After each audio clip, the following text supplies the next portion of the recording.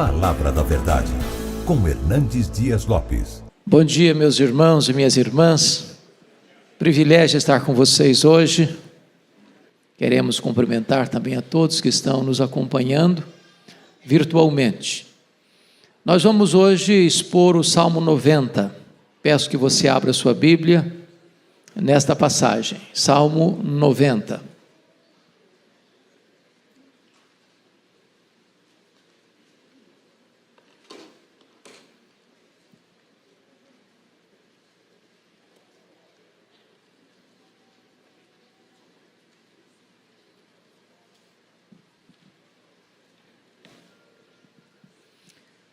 Salmo 90 trata da eternidade de Deus e da transitoriedade do homem.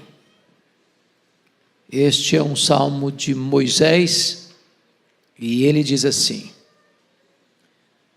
Senhor, tu tens sido o nosso refúgio de geração em geração.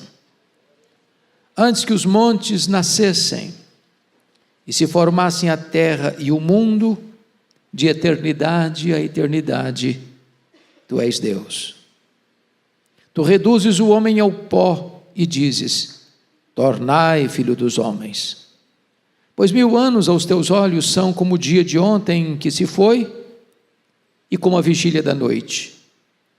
Tu os arrastas na torrente, são como um sono, como a relva que floresce de madrugada. De madrugada viceja e floresce, à tarde murcha e seca.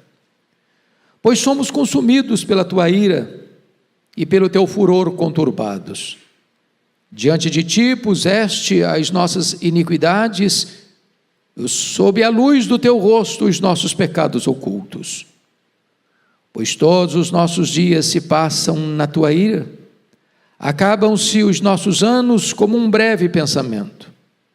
Os dias da nossa vida sobem a 70 anos, ou, em havendo vigor, a 80. Neste caso, o melhor deles é canseira e enfado, porque tudo passa rapidamente e nós voamos. Quem conhece o poder da tua ira? E a tua cólera segundo o temor que te é devido? Ensina-nos a contar os nossos dias, para que alcancemos coração sábio. Volta-te, Senhor. Até quando? Tem compaixão dos teus servos. Sacia-nos de manhã com a tua benignidade, para que cantemos de júbilo e nos alegremos todos os nossos dias. Alegra-nos por tantos dias quantos nos tens afligido, por tantos anos quanto suportamos a adversidade. Aos teus servos apareçam as tuas obras e a seus filhos a tua glória. Seja sobre nós a graça do Senhor nosso Deus. Confirma sobre nós as obras das nossas mãos. Sim, confirma a obra das nossas mãos. Amém. Então eu quero hoje conversar com vocês sobre o tema a eternidade de Deus e a efemeridade do homem. Dos 150 poemas do Saltério, este é o mais antigo. Este salmo foi escrito há 3.500 anos. Esse salmo foi escrito por Moisés. E é o único salmo no Saltério que foi escrito por Moisés. Este salmo tem sido considerado por alguns estudiosos como a mais sublime composição humana e talvez o mais imponente na sua concepção teológica. Ele retrata com cores vivas e eloquentes quem é Deus e quem é o homem. Ao mesmo tempo que ressalta a eternidade de Deus, a santidade de Deus, também ele enfatiza a efemeridade humana e a pecaminosidade humana. Este salmo abre o quarto livro dos Salmos. Vocês sabem que os Salmos são 150 poemas divididos em 5 livros. O primeiro livro do Salmo 1 ao 41, o segundo livro do 42 ao 72, o terceiro livro do 73 ao 89, o quarto livro, começando com este Salmo 90 até o Salmo 106, e o quinto livro do Saltério, do 107 ao 150. Portanto, dos 5 livros do Saltério, este, o quarto, é o menor de todos. A maioria desses salmos são anônimos. Esse que abre o quarto livro do Saltério foi escrito por Moisés. Nós poderíamos, a grosso modo, dividir esse salmo em 3 aspectos. Primeiro, somos viajantes e Deus é o nosso lar. Versos 1 e 2. Segundo, nós somos aprendizes e a vida é a nossa escola. Versos 3 a 12. Terceiro, nós somos servos de Deus e o futuro é o nosso aliado. Versos 13 a 17. Eu gostaria então de, primeiramente, falar um pouco sobre o autor desse salmo antes de entrar no contexto dele e no conteúdo dele, para que vocês possam compreender o que ele está dizendo. Moisés é uma figura emblemática na Bíblia. Moisés é o grande legislador e o grande libertador do povo de Israel. A vida dele pode ser classificada em 3 grandes períodos de 40 anos. Os primeiros 40 anos no Egito, aprendendo a ser alguém. O segundo período, dos 40 aos 80, no deserto, aprendendo a ser ninguém. E o terceiro período, dos 80 aos 120, aprendendo que Deus é tudo. Este homem é resultado da providência de Deus, porque quando ele nasceu, o seu povo, Israel, estava sendo oprimido. Quando uma criança nascia lá no Egito, israelita, ou era morta pela espada dos soldados egípcios, ou jogada no Nilo para os crocodilos devorarem. Mas providencialmente a sua mãe traça um plano para salvar o filho. E as águas no Nilo, que deveriam ser a sua sepultura, transformam-se na sua tábua de salvação. Deus é o Deus da providência. Deus é o Deus que intervém com as suas ações soberanas na história, para virar a mesa da história. Este homem aprende aos pés da mãe, nos primeiros anos, as lições mais importantes da vida, mas vai receber um treinamento e uma formação acadêmica refinada nas maiores universidades do mundo, até os 40 anos de idade, estudando no Egito, todas as ciências do Egito.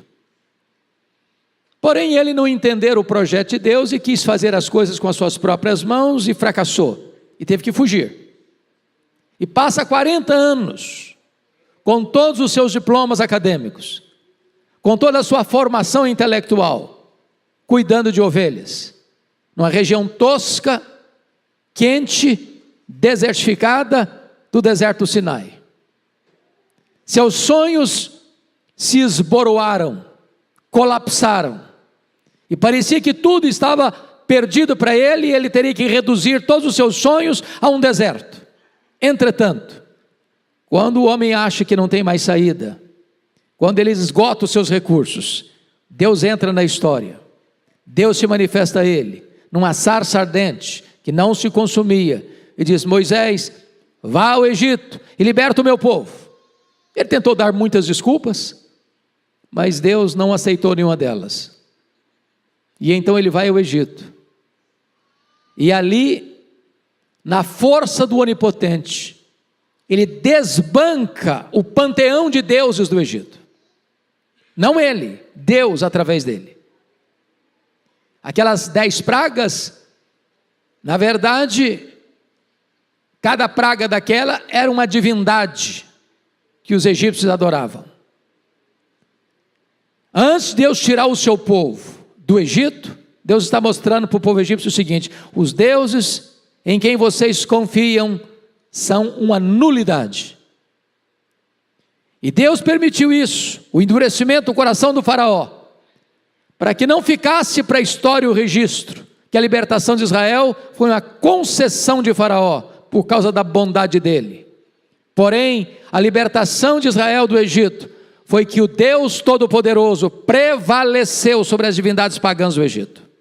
E então, Moisés passa os seus últimos 40 anos conduzindo esse povo pelo deserto, tendo as mais incríveis experiências da providência de Deus. O mar se abrindo, o maná caindo, a água brotando da rocha, o calçado não envelhecendo nos pés, a roupa não puindo no corpo, e Deus então conduzindo esse povo com vitórias esplêndidas e maiúsculas, até esse povo ser introduzido na terra de Canaã. Esse salmo foi escrito certamente no final da vida de Moisés, como uma espécie de testemunhal. Quem é Deus? Quem nós somos? E quão carentes da graça de Deus cada um de nós é. Então, com a Bíblia aberta comigo, no texto, vamos examiná-lo. Em primeiro lugar, vamos falar sobre a eternidade de Deus e a mortalidade do homem, nos versos 1 a 4. E o primeiro ponto que eu destaco, Deus o refúgio eterno do seu povo, no verso 1. Senhor, e aqui Senhor não é Yahvé, aqui Senhor é Adonai, é o Deus Todo-Poderoso. Senhor, Tu tens sido nosso refúgio de geração em geração. E a ideia aqui, não é só que Deus é refúgio no sentido de amparo, protetor, defensor. A ideia de refúgio aqui é maior do que isso. A ideia aqui é de casa, é de lugar onde você habita, é o seu lar, é a sua residência, é onde você mora, é onde você encontra refrigério, proteção, provisão. Aliás, o próprio Moisés já havia dito em Deuteronômio 33, versículo 27, o Deus eterno é a tua habitação. Vejam isso, irmãos. Moisés está escrevendo esse salmo no deserto, de tendas, dormindo debaixo da abóbora celeste, um céu estrelado, com todos os riscos de um deserto, das bestas feras, das víboras peçonhentas, da exposição a inimigos terríveis. Mas ele então entende uma coisa: diante dos riscos da vida, o nosso Deus é a nossa casa mais segura, é dentro dele que nós moramos, é nele que nós habitamos, ele é aquele que nos cerca por todos os lados, e ele é o nosso refúgio, ele é a nossa habitação. Quando? De geração em geração. Os nossos bisavós, os nossos avós, os nossos pais, nós, os nossos filhos, os nossos netos, os nossos bisnetos, os nossos trinetos, não importa quando, onde, Deus sempre foi, Deus é e Deus sempre será o nosso refúgio. Louvado seja Deus! Há poucos dias eu estava gravando um programa, Sala de Prosa, com o reverendo Jeremias Pereira, e o assunto em pauta naquela conversa era o fato de nós vivermos dias tão perigosos. E tem muitos pais hoje, muitos jovens casais, melhor dizendo, que dizem assim: olha, quero ter filho não, está muito difícil, está muito perigoso, Está muito ameaçador. Então a pergunta que foi feita foi essa: por que um casal jovem, hoje, está optando em ter um cachorro e não um filho?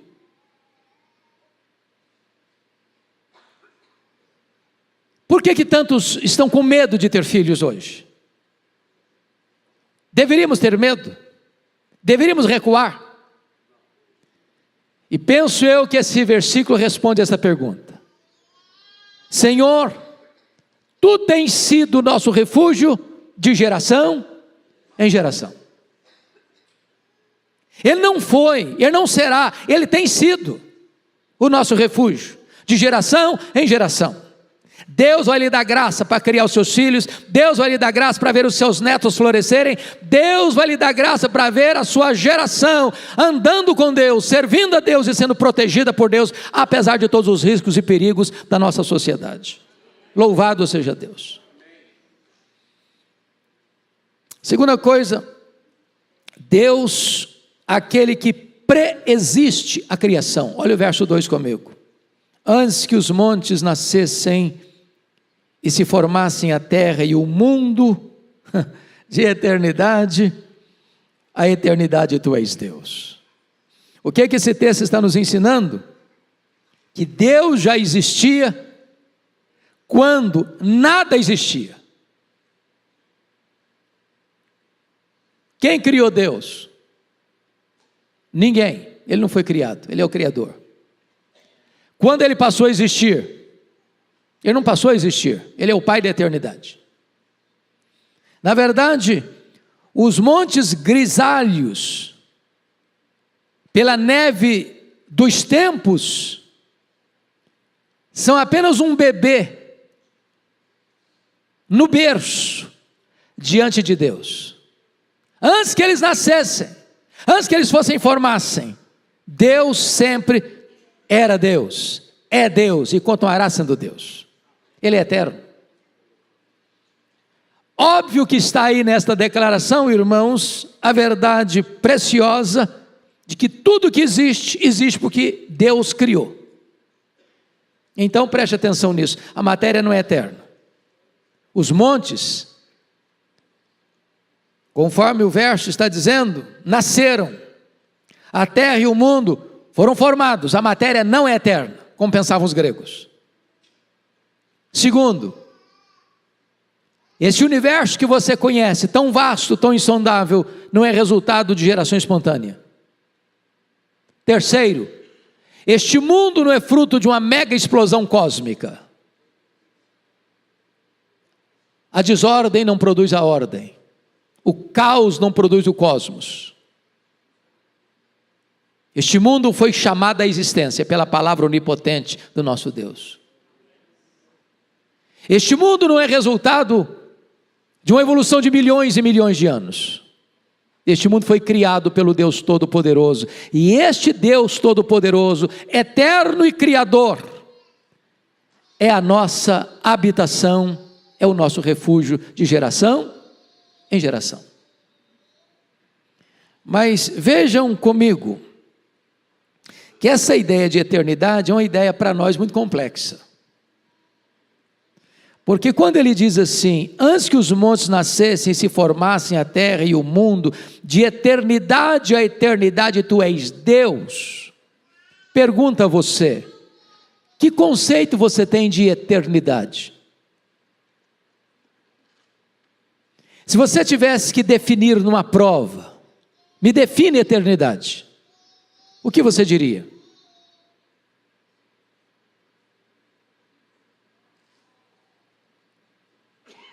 Se você me pedisse para definir tempo, talvez fosse melhor, mais fácil. Então, me permita clarear um pouco. Imagine que você tenha na sua conta 1 milhão de anos. 1 milhão de anos. O tempo é formado como? Segundos, minutos, horas, dias, semanas, meses, anos, décadas, séculos, milênios. Você tem 1 milhão de anos, que é formado desses períodos. Se você subtrair deste 1 milhão de anos, 1 ano sequer, você não tem mais 1 milhão de anos. Porque o tempo é contável. Agora pergunta a você: se você tirar 1 milhão de anos da eternidade, na conta, na ponta do lápis, quanto sobra para você? A eternidade. Se você subtrair 1 bilhão de anos da eternidade, quanto fica? A eternidade. Portanto, a eternidade não é tempo. Portanto, só Deus é eterno. Porque uma vez que fomos criados e somos temporais, nós não sabemos o que é eternidade. Porque a nossa vida, quando tem vigor, sobe a 70, tem mais um pouquinho de vigor, sobe a 80, e começa a fase do condor. Mas Deus é Deus de eternidade, eternidade. Deus não envelhece, Deus não fica enrugado, Deus não tem artrite, Deus não anda com cadeira de rodas, Ele é Deus, sempre Deus, eternamente Deus. Isso é glorioso. Pois bem, amados, vamos ao terceiro ponto que ele diz aqui. Se Deus é eterno e é o Criador, o homem é mortal. Olha o verso 3. Tu reduzes o homem ao pó e dizes: tornai filho dos homens. Vamos entender isso aqui, meus irmãos, porque essa expressão aqui, que Deus reduz o homem ao pó e dá uma ordem para ele, tornai filho dos homens, é a consecução do juízo lá do Éden, com o pecado. O que Deus havia dito para o Adão? De todas as árvores do jardim comerás livremente, mas da árvore da ciência do bem e do mal, dela não comereis, porque no dia em que dela comeres, certamente morrereis.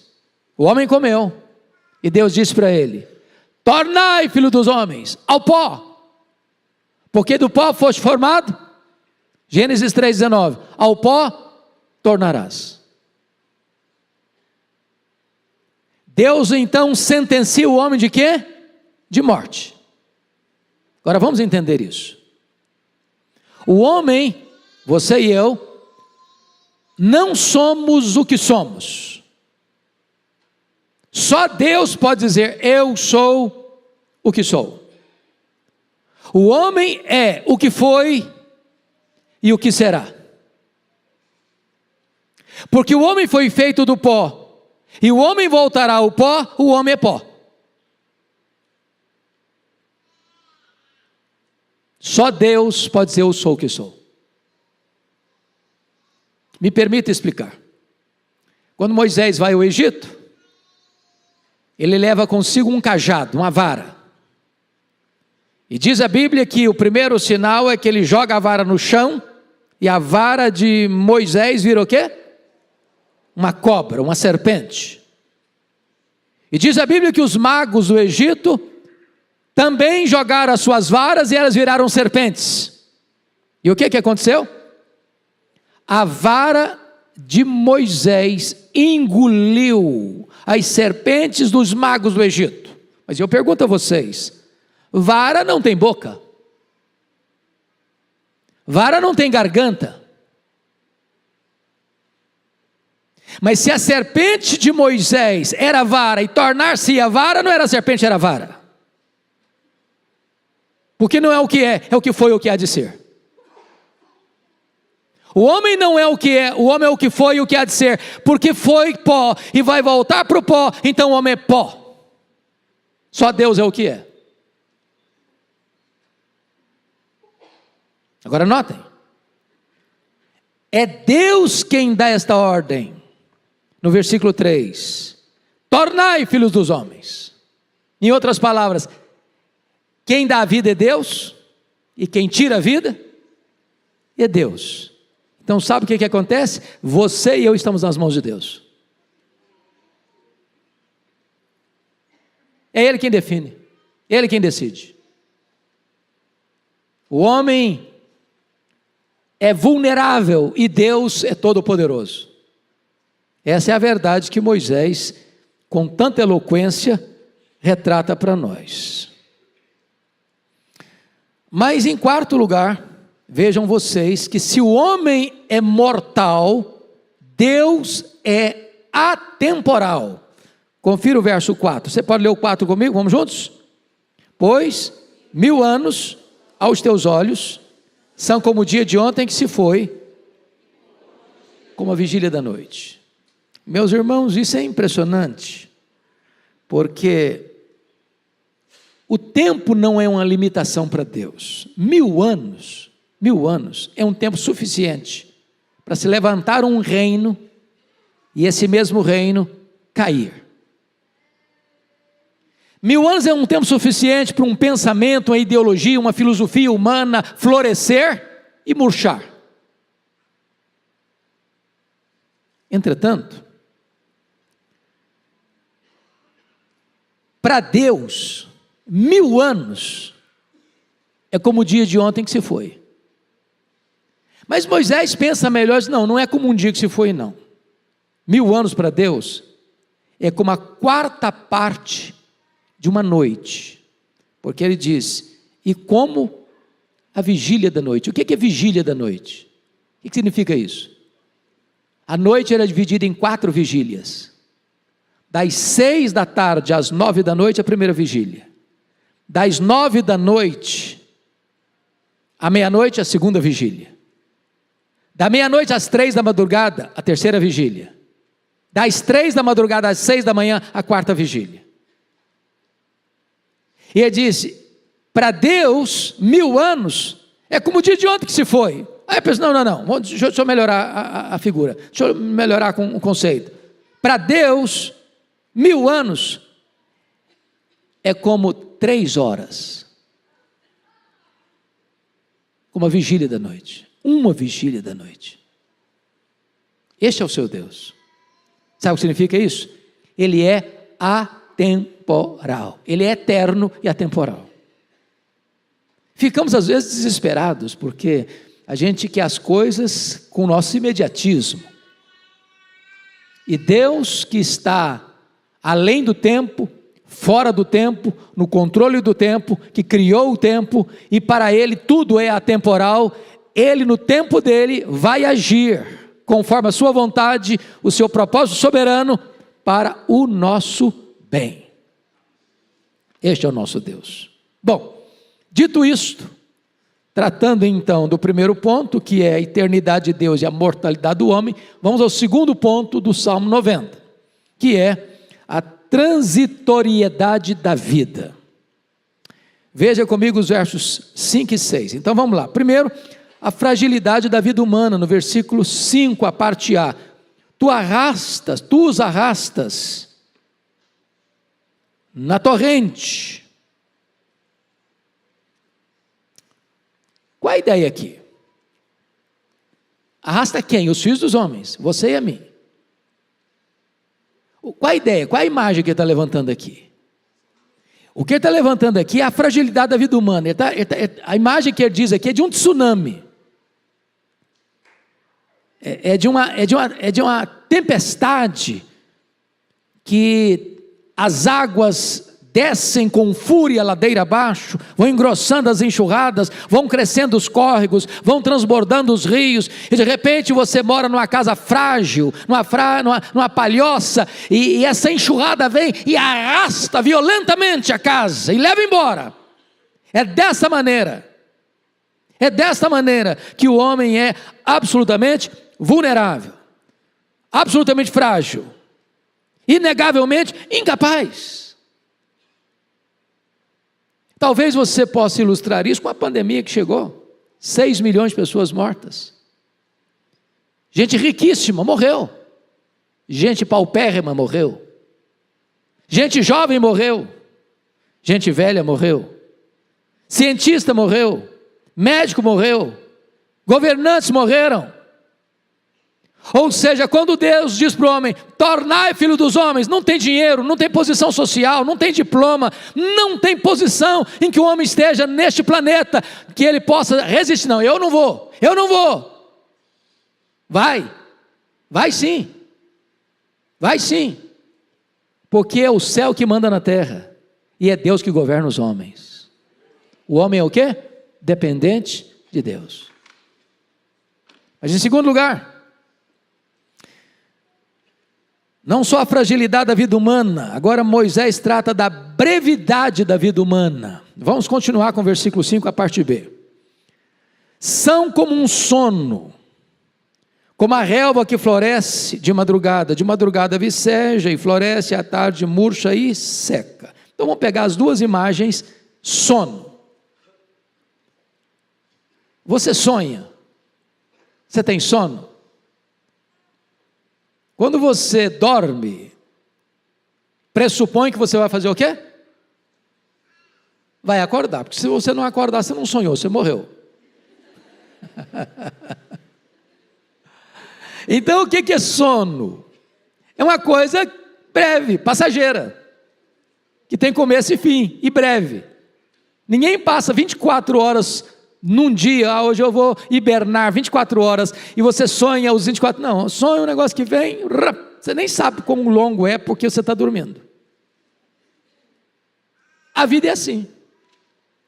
Mas aí ele sai dessa figura, do leito, da cama, onde você deitou para dormir, para descansar, e sonhou, e começa a pensar no campo. Eles dizem como a relva. E a relva, ela tem a fase dela, ela viceja, ela floresce, ela murcha, ela seca, ela acaba. É assim a vida humana. Meus irmãos, o que isso significa para nós? Significa para nós. O que esse texto está nos mostrando é que você e eu não somos um cedro, nem você e eu somos um carvalho. Você e eu somos como relva, frágil assim, passa rápido assim pela vida. A Bíblia usa outras figuras. A vida é como um breve pensamento, ou como a agulha do tecelão. Você já viu uma pessoa costurando um bordado? Você não consegue contar a batida da agulha. É assim a vida. Ou como um corredor veloz. A vida é breve. É isso que o Salmo está dizendo. E por que ele está colocando isso? Ele está contrastando que Deus é eterno, que para Deus 1000 anos são como 3 horas. Se Deus é eterno, se Ele já era Deus antes que os montes fossem cobertos de neve, e os montes cobertos de neve não passam de um bebê diante de Deus, você e eu somos mortais, limitados, peregrinos, estamos apenas de passagem.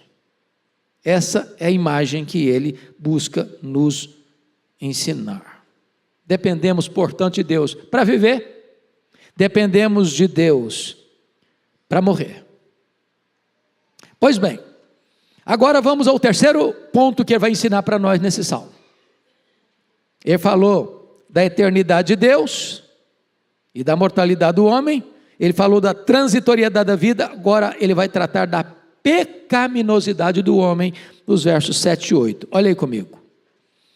Pois somos consumidos pela tua ira e pelo teu furor conturbados. Diante de ti puseste as nossas iniquidades e sob a luz do teu rosto os nossos pecados ocultos. O que ele está dizendo? Além de eu ser vulnerável, de ter uma vida curta, ele está dizendo, eu sou um pecador. E diante desse Deus, que já existia antes que o mundo começasse a existir, porque foi Ele que criou, não tem como eu esconder a minha vida. Não tem como eu fazer nada às ocultas, às apalpadelas, à sorrelfa, no anonimato, atrás das cortinas.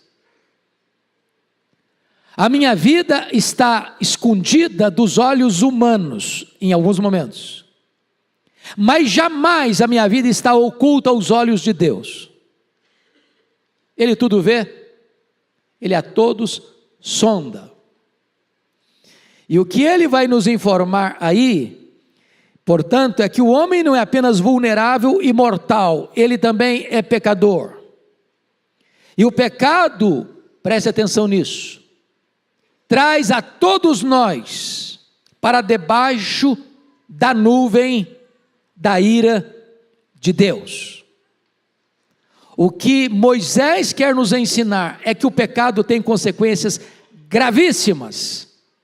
Quem participou do culto das 8 e ouviu a exposição do pastor Arival, é testemunha de que as nossas decisões têm consequências. E Ló, foi o assunto dele, ao fazer más escolhas, sofreu as consequências das suas insensatas decisões. E é exatamente isso que Moisés está chamando a atenção nesse texto. A ideia é que nós somos consumidos pela tua ira e pelo teu furor conturbados, ou seja, o pecado provoca a ira de Deus. O pecado não tem o agrado de Deus, e o salário do pecado é a morte. É isso que ele está enfatizando nesta passagem. Vamos para a quarta lição do texto. A vulnerabilidade do homem, versículos 9 a 12. Primeira coisa é a turbulenta e breve vida humana no verso 9. Você pode ler o 9 comigo? Vamos juntos? Pois todos os nossos dias se passam na tua ira, acabam-se os nossos anos como um breve pensamento. O que ele está querendo dizer com isso? A sua vida, a minha vida, não se desenrola num jardim grinaldado de flores, dentro de uma estufa. Não estamos blindados, vivemos num campo de batalha. E se você ler o contexto em que Moisés escreveu o Salmo, que foi na peregrinação pelo deserto, prestem atenção nisso. Quantas pessoas saíram do Egito com Moisés? Quantas? A Bíblia diz 600.000 homens, fora mulheres e crianças. Numa contagem pequena, provavelmente em torno de 2 milhões de pessoas. Como é que essa geração se comportou no deserto? Rebeldes contra Deus, desobedecendo a Deus, ingratos a Deus, provocando a ira de Deus, deixando Deus de lado e adotando deuses falsos. E cada fase, cada parada que Moisés tinha no acampamento, pessoas morriam, como consequência do juízo de Deus contra o pecado. Na verdade, aquele deserto transforma-se no maior cemitério da história. 2 milhões de pessoas morreram, como que caminhando debaixo da ira de Deus, do juízo de Deus. E daqueles 2 milhões de pessoas que saíram nos 40 anos, quantos deles morreram? Todos, exceto 2 pessoas, Josué e Calebe.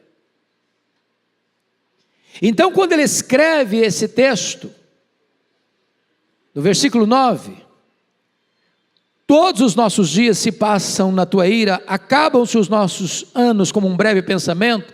Ele está entendendo que cada parada dele era um cemitério, que era plantado no deserto, como expressão da ira de Deus contra o pecado. E ele mostra mais, que a nossa vida, por mais longa que seja, na perspectiva de Deus, não passa de um breve pensamento, que passa pela sua cabeça como um relâmpago que vai embora. É assim a vulnerabilidade humana e a vida turbulenta do ser humano. Segundo ponto aqui, na vulnerabilidade do homem, é a expectativa humana do versículo 10. Você pode ler o 10 comigo? Vamos dar uma entendida melhor nesse texto? Vamos juntos? Os dias da nossa vida sobem a 70 anos, ou em havendo vigor, a 80. Neste caso, o melhor deles é canseira e enfado, porque tudo passa rapidamente e nós voamos. Bom, é quase desesperador, não é não? Quem já está aí batendo na trave, é complicado. Dr. Billy Graham, no último livro que escreveu, disse uma frase que valeu o livro para mim. Ele diz assim: a velhice não é para os fracos.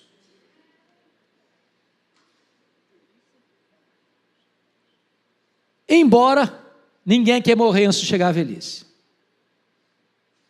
Você não quer ficar velho? Só morrer jovem. Simples assim. Agora, nós criamos algumas coisas que eu acho engraçada, abrindo o coração com vocês. A gente tenta tapar o sol com a peneira. Diz assim: a velhice é a melhor fase. Será? Será? É a idade de ouro. Está mais para latão ou bronze, né? Eu posso falar isso que eu estou com os cabelos brancos, viu, gente? Eu estou falando de mim mesmo. Então a gente cria algumas imagens assim para dar uma animada no pessoal, mas a gente tem que parar para ser real. A Bíblia não diz que a terceira idade, ou a quarta idade, ou a idade da velhice é a melhor fase, não. Alguém já disse numa brincadeira, eu escutei isso do reverendo Evandro Luiz da Silva, e ele diz que a vida humana, ela se resume em 4 animais. 4 animais. E eu perguntei: o que é isso? Ele respondeu: quando você é jovem, você é como um gavião, você come qualquer coisa, você briga por qualquer coisa, você vai em qualquer lugar, você topa qualquer parada, você não tem medo de nada. Aí depois, segunda fase, você é uma águia. Aí você já é mais seletivo, você já faz alguns voos mais solitários, você já escolhe algumas coisas, outras não. Aí depois você passa para a terceira fase, aí você é o condor. Condor aqui, condor ali, condor acolá. Aí a última fase é o javali. Javali para isso, javali para aquilo outro, javali para muita coisa. Eu não sei em qual fase você está não, mas você está numa delas.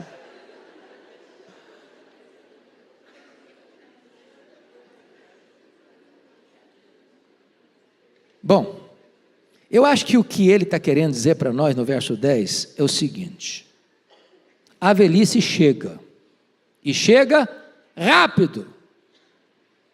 Abrindo meu coração para vocês, eu só tenho consciência da idade que eu tenho quando eu me olho no espelho. O espelho é terrível, porque não mente, ele é muito honesto. Porque tem hora que eu penso que eu sou um jovem. Minha cabecinha é de 18. Eu tenho sonhos, tenho projetos. Eu acho que eu só estou arranhando a superfície da vida ainda. Mas quando eu olho no espelho, ele me quebra todinho. Porque a velhice chega. Você nem viu chegar, mas chega. E chega para todos. Os cientistas estão tentando aí esticar um pouco mais, e eu sou grato a Deus por isso, sou muito grato. A expectativa de vida está esticando a vida um pouco, mas jamais chegará ao ponto em que o homem possa driblar a sentença divina: tu és pó e ao pó tornarás. A vida passa rápido, a velhice chega rápido, e a morte é certa, a não ser que Jesus volte antes. A gente precisa viver dentro dessa realidade. O que é para nós, irmãos, maravilhoso, é que quando Moisés escreve esse texto, ele não está escrevendo dentro da perspectiva cristã, da esperança que nós temos. Porque agora a esperança que nós temos é que Jesus, o Verbo eterno, se fez carne, habitou entre nós, tomou o nosso lugar, morreu na cruz, foi sepultado, e como que numa conspiração divina, quando todas as forças do mal pensavam que estavam ganhando de goleada dele, ele entra nas entranhas da morte, arranca o aguilhão da morte, mata a morte e ressuscita, inaugurando a imortalidade. E diz para você e para mim: eu sou a ressurreição e a vida, e quem crer em mim não morrerá eternamente. E agora, para você e para mim, morrer é deixar o corpo e habitar com o Senhor. Morrer é lucro, porque é partir para estar com Cristo, o que é incomparavelmente melhor. E agora morrer não é um fracasso, porque a Bíblia diz: bem-aventurados são aqueles que desde agora morrem no Senhor, para que descansem de suas fadigas e as suas obras os acompanhem. É bom demais ser crente, sabia? Nós não precisamos ter medo da morte mais, porque a morte já foi vencida. Bom, mas prosseguindo no pensamento de Moisés, terceiro ponto é o incognoscível poder da ira divina, no verso 11. Quem conhece o poder da tua ira e a tua cólera, segundo o temor que te é devido? Meus irmãos, vamos parar um pouquinho. A nossa geração não gosta desse tema, não é verdade? Qual foi a última vez que você escutou um sermão sobre a ira de Deus? A gente torce o nariz: não, tem tanta coisa boa para pregar. O povo já está machucado demais pelas realidades da vida. Não vou botar mais peso nos ombros das pessoas, não. Mas a Bíblia diz que a ira de Deus se revela do céu contra toda impiedade e perversão dos homens, que detém a verdade pela injustiça. E o que Moisés está dizendo é que cada óbito que você lê no jornal é uma lembrança a nós de que o salário do pecado é a morte. É como se Deus estivesse alertando os homens: olha aí o resultado, olha aí o resultado. Por isso, diante desse fato, vem o quarto ponto aqui que eu enfatizo, que é a pedagogia da vida humana, no verso 12. Eu peço que você, por favor, leia em voz alta comigo o verso 12. Vamos juntos? Ensina-nos a contar os nossos dias, para que alcancemos coração sábio. Meus irmãos, que coisa espetacular. O ser humano, ele desenvolveu em muitas áreas, né? Muitas áreas. Dizem alguns estudiosos que Isaac Newton, aquele que descobriu a chamada lei da gravidade, disse que chegaria um tempo, numa profecia assim bem audaciosa, que o homem percorreria a fantástica velocidade de 60 quilômetros por hora. E hoje, o homem vai à lua. E hoje, o homem avança com as suas aeronaves supersônicas atravessando os mares. Porém, o homem, com todo o seu saber, ainda não aprendeu a contar seus dias. Não tivemos ainda sabedoria suficiente para viver. Viver bem, de forma saudável, para cuidar do nosso corpo, para cuidar da nossa saúde, para cuidar das nossas emoções, para cuidar das necessidades espirituais.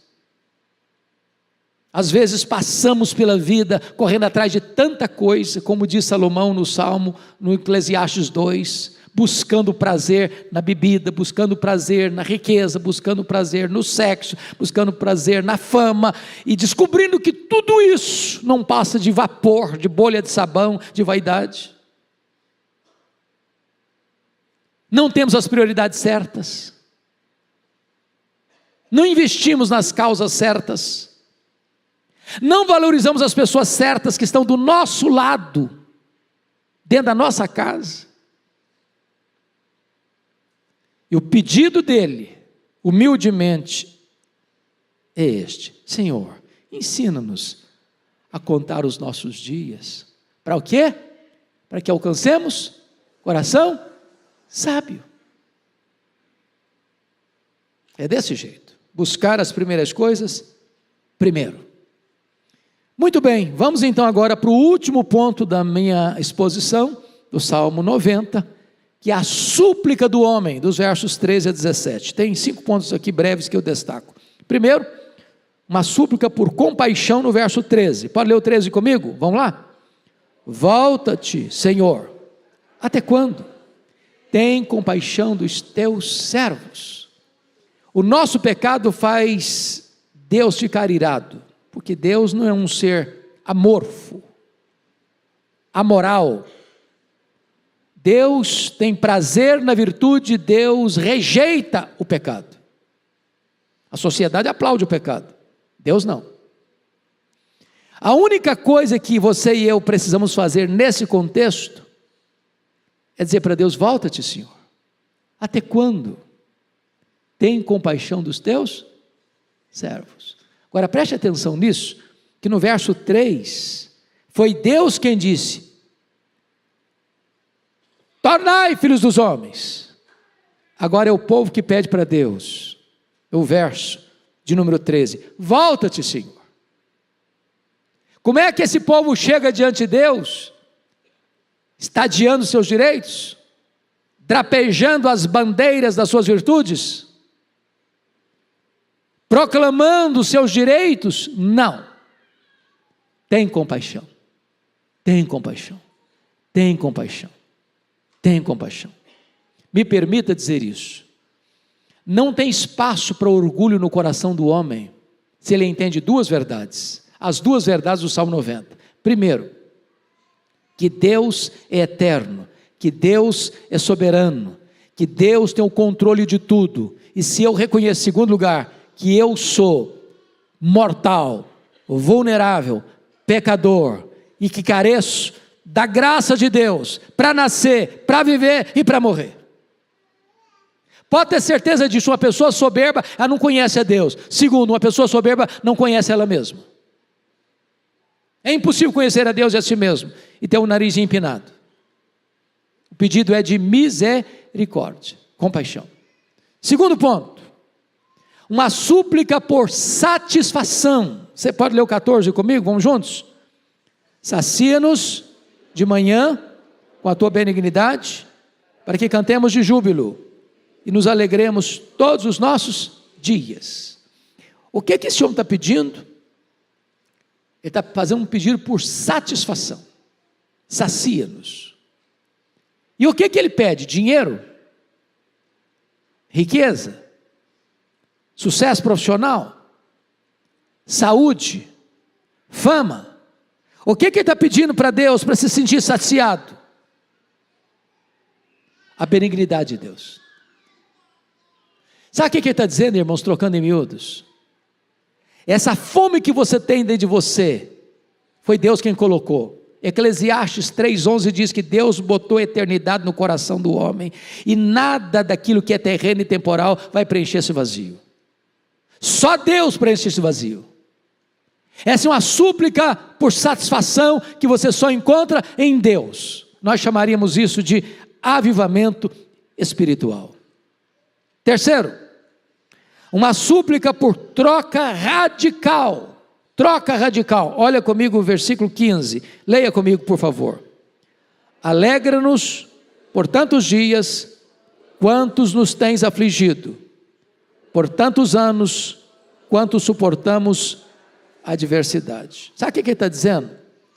Ô Deus, na mesma proporção e no mesmo tempo que nós fomos afligidos por causa dos nossos pecados, ô Deus, alivia para nós, traz alegria para nós, dá vitória para nós.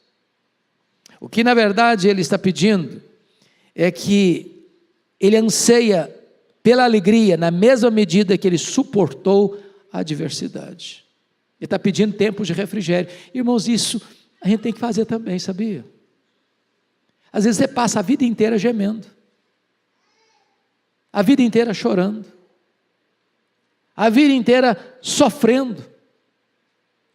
E a oração de Deus, assim como nós enfrentamos todos os anos sofrimento, ou todos os dias tristeza, ô Senhor, muda o placar desse jogo, nós estamos levando de goleada, ô Senhor, vira o placar para nós, dá alegria também, dá refrigério também, na mesma medida e no mesmo tempo que fomos afligidos, muda esse quadro, Senhor. Você tem feito essa oração?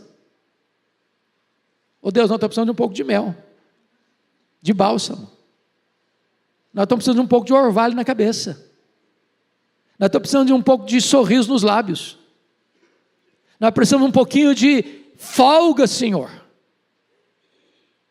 de refrigério, Senhor, de consolo, Senhor.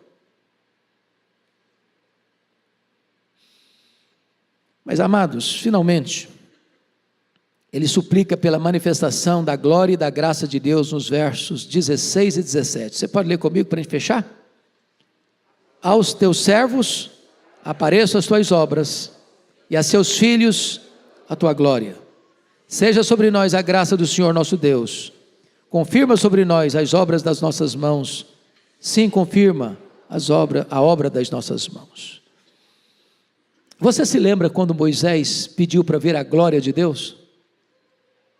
E Deus diz: não, você não vai ver a minha glória. O que é a glória de Deus? É a manifestação plena de Deus em todos os seus atributos. E a Bíblia diz que diante da glória de Deus até os serafins cobrem o rosto. Deus diz para Moisés: eu não vou te mostrar a minha glória, você não vai suportá-la, mas eu vou te mostrar a minha bondade, eu vou te mostrar a minha graça. Nas palavras de Paulo, a minha graça te basta.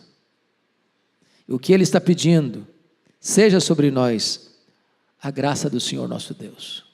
A graça é suficiente. O poder se aperfeiçoa na fraqueza.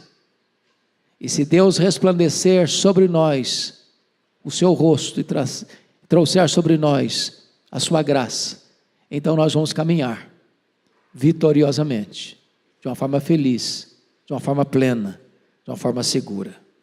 E ele pede: Senhor, confirma sobre nós as obras das nossas mãos. Sim, confirma a obra das nossas mãos. Senhor, o que nós fizemos, limitadamente, imperfeitamente, mas confirma, Senhor, as obras das nossas mãos. Eu espero que esta passagem tão rica, tão linda, tão preciosa, faça sentido para a sua vida nesta manhã. E que nós nos agasalhemos no colo de Deus, sabendo que Ele é a nossa morada, sabendo que Ele é eterno e tem o tempo nas mãos, que a nossa vida está nas mãos dEle, e que se a graça dEle estiver sobre nós, nós triunfaremos na jornada da vida. Vamos ficar em pé, vamos orar.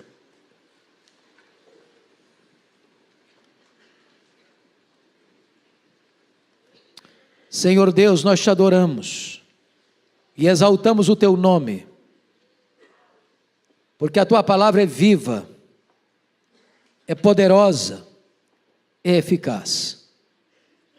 Nós te adoramos, Deus, porque temos esse registro de Moisés, que caminhou sob a luz da tua face em tempos tão difíceis, em horas tão decisivas da vida, e tu o sustentaste, e tu o guardaste, e tu o protegeste.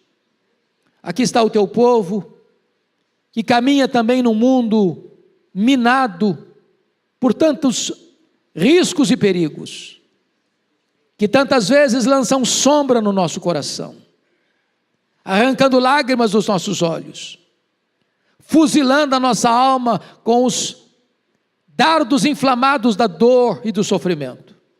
E nós te pedimos, Senhor, assim como temos sido afligidos, dá-nos alegria, dá-nos refrigério, dá-nos um tempo de restauração, para que nos alegremos em Ti, na mesma medida e no mesmo tempo que suportamos tristezas. Oramos, Senhor, que seja sobre nós a Tua graça. É a nossa súplica, em nome de Jesus. Amém.